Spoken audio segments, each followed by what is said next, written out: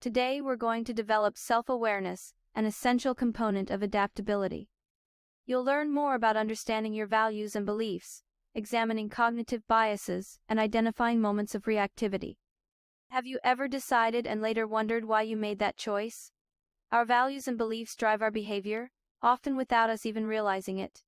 In this unit, we'll explore the factors that influence our actions and thoughts, and how we can develop self-awareness to become more adaptable.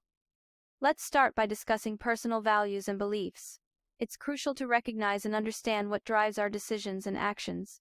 For instance, if you value honesty, you might be more inclined to speak the truth, even in difficult situations.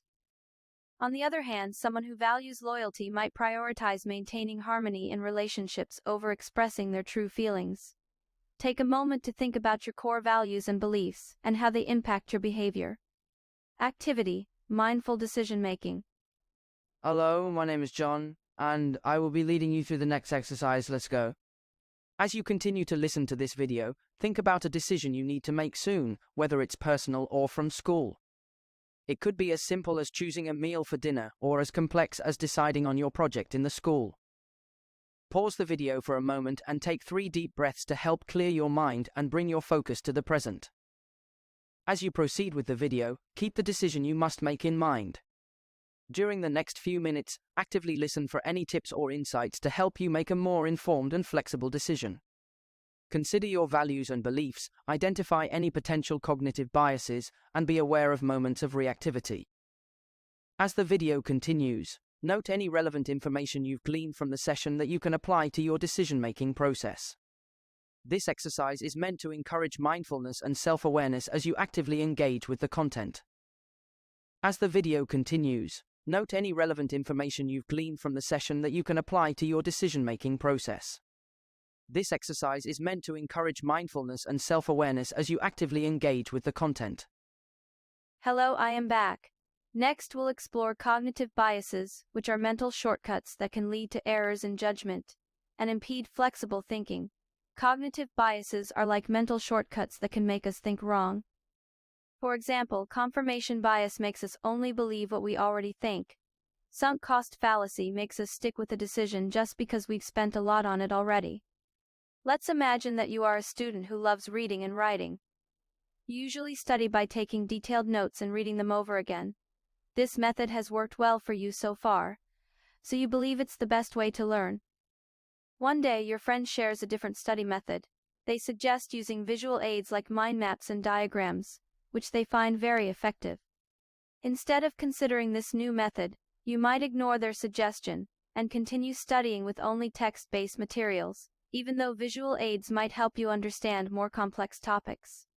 This is an example of confirmation bias, where we tend to favor information that aligns with our existing beliefs. To identify cognitive biases like confirmation bias, we need to be aware of our preferences and habits.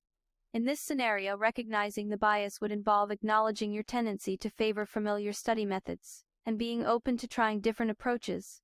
This way, you can make more informed decisions about how you learn and develop greater flexibility in your study habits.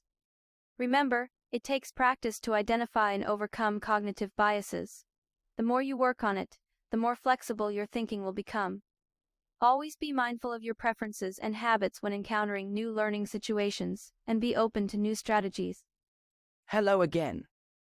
Lastly, let's discuss moments of reactivity, which can be internal, like experiencing strong emotions, and external, like reacting impulsively to a situation. Recognizing these moments allows us to manage our reactions better and develop self-awareness. Reflect on a recent situation where you experienced a strong internal or external reaction. What factors contributed to your reactivity? Keep this example in mind as we continue our session of discussion. Now, we're going to do a fun and interactive activity that I call the Adaptability Challenge. Firstly, find a piece of paper and a pen. Draw a quick self-portrait in 1 minute. Don't worry, it's not about artistic skills, just sketch as you see fit. After you finish your self-portrait, pause for a moment and think, how did you feel when you were asked to do this? Did you react internally, feel excited, nervous, resistant? Did your personal beliefs about your artistic abilities influence your reaction? Now, for the next part of the challenge, redraw your self-portrait, but this time with your non-dominant hand. Yes, you heard it right. If you're right hand, use your left hand, and vice versa. You have another minute for this task. Once you're done, look at both portraits. How was the second drawing experience compared to the first one? Did you find it difficult to adapt to using your non-dominant hand? Were you able to accept that your second drawing might not be as good as the first one? Finally, reflect on the entire activity. Can you identify moments when you had to adapt? Were there moments of reactivity, either internal, feelings, or external, drawing with your non-dominant hand?